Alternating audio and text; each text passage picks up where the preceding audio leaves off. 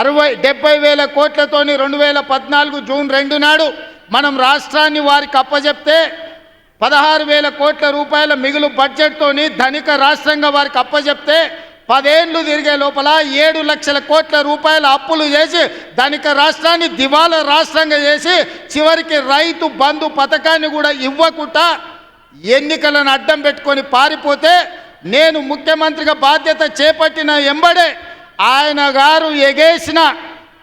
గారు ఎగ్గొట్టిన రైతు భరోసా పథకంలో 7,625 కోట్ల రూపాయలు 3 నెలల్లోనే 72 లక్షల రైతుల ఖాతాలో వేసి ఎగ్గొట్టి పారిపోయిన ఆయన కాదు. ఇప్పుడు బాధ్యత తీసుకున్న మీ సోదరుడు మీ రైతు భరోసా పథకాన్ని అమలు చేస్తా అని ముఖ్యమంత్రిగా అధికారం చేపట్టిన 3 నెలల్లోనే రైతు భరోసా పథకం రైతు ఖాతాలో వేసిన. ఇదే కాదు, ఆనాడు 2014లో 1,00,000 రూపాయల రుణమాఫీ అన్నాడు.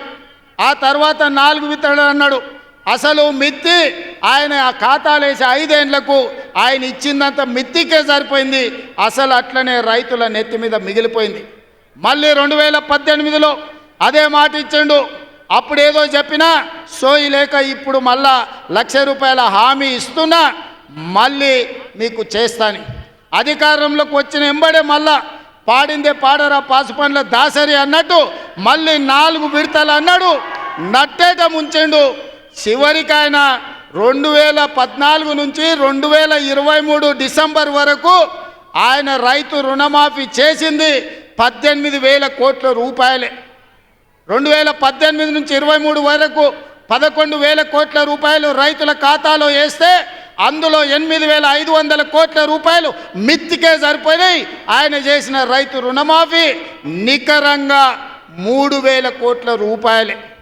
కానీ మీ సోదరుడిగా, మీ బిడ్డగా, పాలమూరు బిడ్డగా, నల్లమల్ల అడవులో నుంచి వచ్చిన నేను ఒక రైతు బిడ్డగా 2 లక్షల రూపాయల రైతు రుణమాఫీ చేస్తా అని సరిగ్గా 60 రోజుల్లో 25,50,000 మంది రైతులకు 21,000 కోట్ల రూపాయలు 2 లక్షలు రుణమాఫీ చేసి ఇచ్చిన మాట నిలబెట్టుకొని మాట తప్పని మడమ తిప్పని పార్టీగా ఈరోజు 25,50,000 మంది రైతులకు 21,000 కోట్ల రూపాయల రైతు రుణమాఫీ చేసి రైతు రుణమాఫీ చేయలేదంటున్నాడు.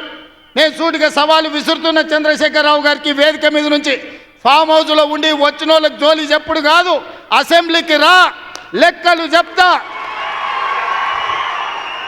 ఏ ఊర్లో, ఏ తండాలో, ఏ గూడెంలో ఏ రైతుకి ఎంత రుణమాఫీ చేసినో 25,50,000 మంది రైతుల వివరాలు శాసనసభలో పెడతా. 21,000 కోట్ల రూపాయలు ఎవరి ఖాతాలో వేసినో నేను లెక్క చెప్తా. నీకు చిత్తశుద్ధి, నీకు నిజాయితీ ఉంటే రా, వచ్చే అసెంబ్లీలో నువ్వు మాట్లాడు, అడుగు.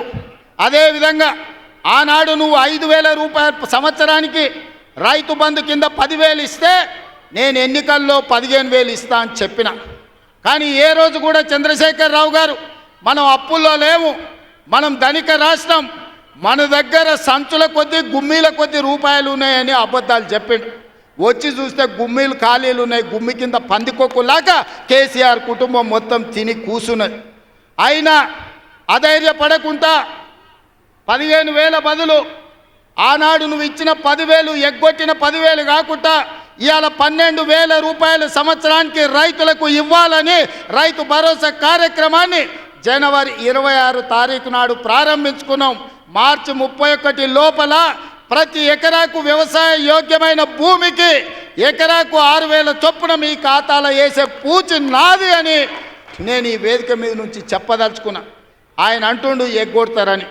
నేను నీలాక మాట చెప్పి ఎగ్గొట్టేటోని కాదు. దళితులకు 3 ఎకరాలని ఎగ్గొట్టినావు, దళిత ముఖ్యమంత్రి అని ఎగ్గొట్టినావు, డబల్ బెడ్రూమ్ ఇండ్లు అని ఎగ్గొట్టినావు. ఇట్లా చెప్పుకుంటూ వెళ్తే 100 మాటలు ఇచ్చి ఎగ్గొట్టిన చరిత్ర నీది, పంగనామాలు పెట్టిన చరిత్ర నీది. చంద్రశేఖరరావు 10 ఏళ్ళు పరిపాలన చేసి ప్రజల దగ్గరకు పోతే డిసెంబర్లో అధికారం కోల్పోయినావు, జూన్లో డిపాజిట్లు కోల్పోయినావు పార్లమెంట్లో. ఇప్పుడు మెదడు కూడా కోల్పోయినట్టే ఉన్నాడు ఆయన, పెద్ద మంచి ఫామ్ హౌస్లో పండుకొని. డిసెంబర్లో ఆయన అన్నీ చెప్పిండు.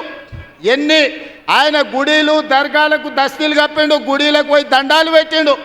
ఏడ పెట్టిన తెలంగాణ ప్రజలు 10 ఏళ్ళు పెట్టిన ఆయన అరగోసకు ఇవాళ ఆయన గుణపాఠం చెప్పి ప్రభుత్వాన్ని దించిండ్రు.